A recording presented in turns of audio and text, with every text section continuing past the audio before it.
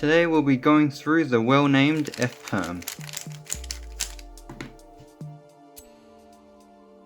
Despite its reputation, F Perms are actually quite easy to recognize, and that's because it has this pretty obvious 3x1 bar on one of its sides, and it's pretty hard to miss this. So whenever you have a 3x1 bar just by itself here, then that's the F Perm.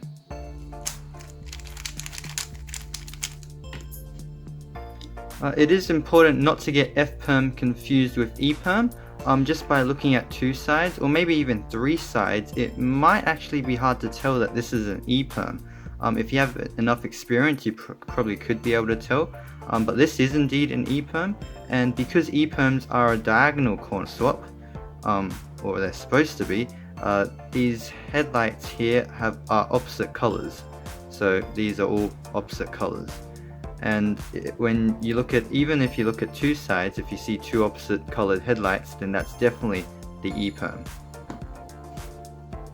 So this one here looks kind of similar to the previous one, but indeed this is the F Perm, and it can be recognized because, well, there are a pair of opposite colored headlights here, but if we look on this side, or even this side, these are all adjacent colored headlights, which means that this has to be an adjacent corner swap.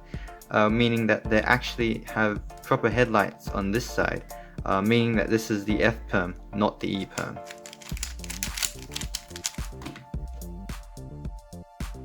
So the F Perm algorithm seems pretty long, but actually the one I use sets up into a T Perm. So the one I'm going to show you today, if you know how to do a T Perm, then F Perm should be really easy to learn. So the setup moves are R prime, U prime, F prime, and then it just goes into a T Perm.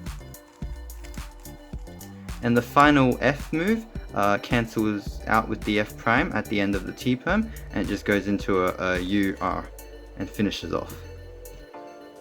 So with the F Perm, it is important to know these two finger tricks. So the first one is the F prime push with the thumb.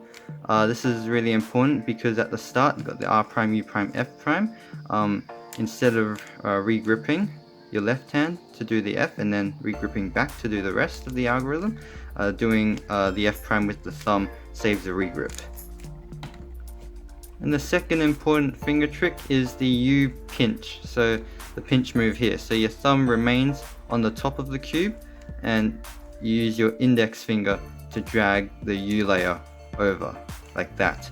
It can be pretty awkward to do at first, but over time it does get a lot better, and it helps a lot with reducing regrips.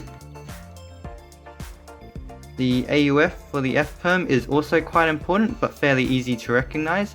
It is basically looking at this 3x1 bar on this side. So this bar will not move after the algorithm, and so you can use this bar to recognize which way to AUF after the algorithm.